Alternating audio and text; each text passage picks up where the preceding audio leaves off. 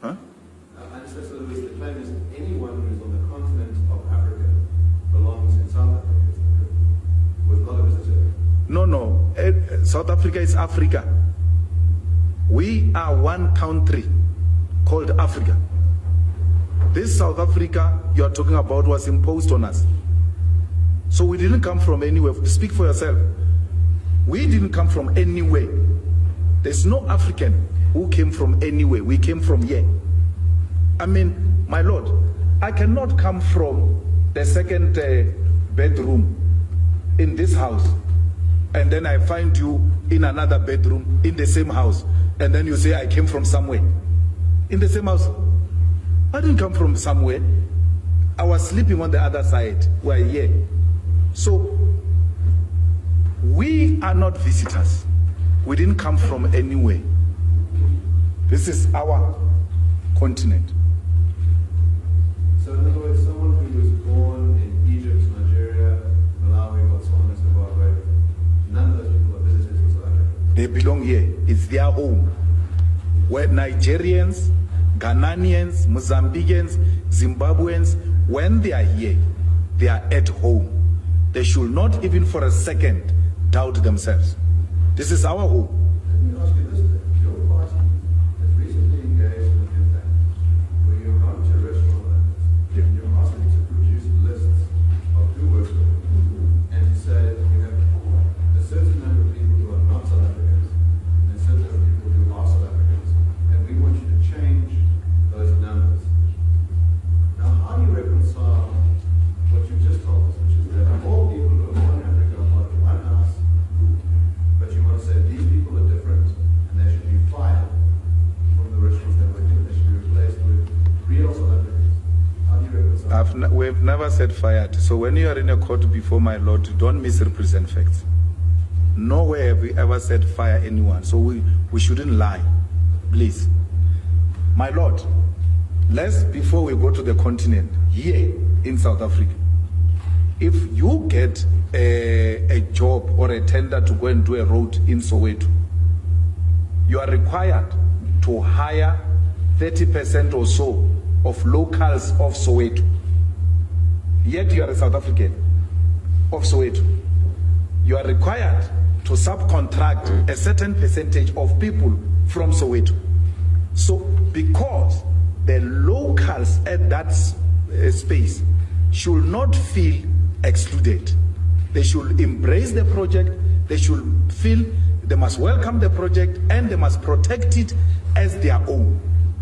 Now, what the white ownership does to our people, my Lord, is that they hire our brothers and African brothers and sisters who are not locals to the exclusion of locals so that they can ignite the xenophobic war amongst our people. They want to thrive, which is what made you survive. Divide and rule. You are dividing us by hiring some of us. I'm a South African. If I were to go and open a restaurant in KwaZulu-Natal and I come with everybody from Limpopo, the people of KwaZulu-Natal, one, they will not feel like this restaurant belongs to them. They will not feel a need to defend it because I just impose people from the other side to them. They need to be involved for them to know that this belongs to them. But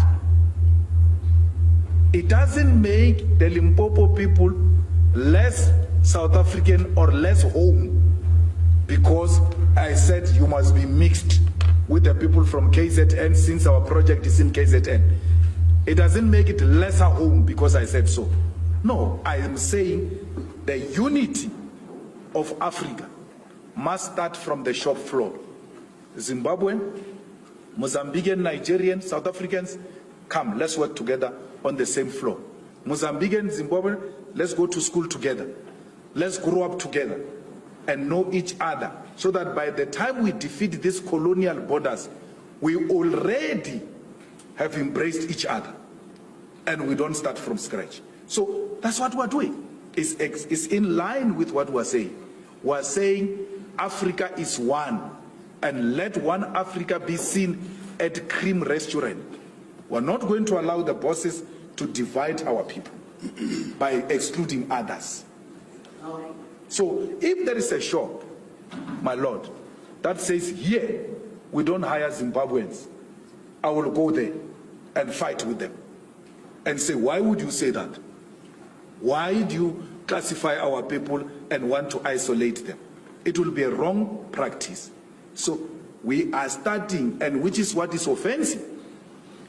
You want to exclude South Africans with African brothers and sisters so they can fight amongst themselves and they remain divided. We are saying, no, come together, work together so that the unity starts at the shop floor. You are not happy with that. Let me put to you what you actually did. Yeah. So, in other words, your party goes to Cream Restaurant and says, we've looked at your books, and you employ, let's say, 25 people who are not South African, and 5 people who are South.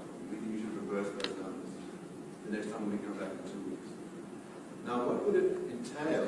You said, I'm putting words in your mouth about firing. What would it entail to reverse those numbers? But I didn't do that. I didn't go to Cream and say, these are the numbers, and then when I come back in 2 weeks, I want these numbers. No. I said to Cream, I want to look at the ratio of Cream and see if you guys are compliant. And you know, my Lord, in all the restaurants I went, I found them compliant. I found both outside brothers and sisters from other countries and South Africans together on the shop floor. I never said that.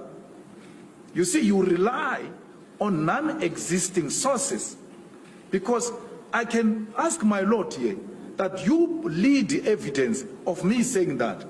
Read something, because you utter such words to mislead the public.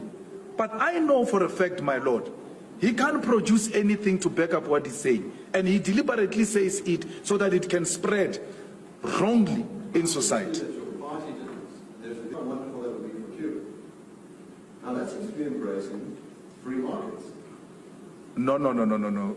You can't say that is embracing free markets.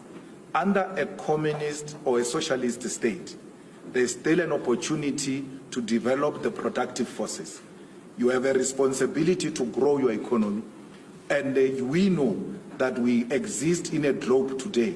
And for any economy, for it to survive, you require the like-minded forces, even if they are not found in your country, to come and work with you to develop the productive forces. Let's take, for instance, Cuba. What makes Cuba a free market state if it takes a decision to trade with a communist China? How is that free market? Because the two communist economies are working together to develop their own productive forces. So let's try and clarify what your idea is. When you say you want to lift the embargo, if communist countries trade with each other, in other words, the state owns the resources of the one country, the state owns the resources of the other, yes, they should be free to trade goods between each other. They will work together to make sure that they grow the economy of their own countries. Now, so in a socialist communist state, there is no preoccupation with the so-called trade, because in a capitalist society, that's what preoccupies your mouth.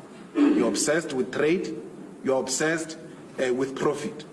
So in this context, we are obsessed with development of productive forces for the benefit of all. So trade encourages individualism, where individuals will have to thrive even above the state they belong to. We don't subscribe to that. We subscribe for the common good for all. Let's talk about that. So, from what I understand, the nature of communism, the nature of the manifesto is to say that the state must be the ultimate authority. Yes. And the state must be the ultimate custodian. Now, is it of just land or of other property as well? No, land. We own land. Yes, and that which is on top of the land belongs to you. But for you to develop that on top of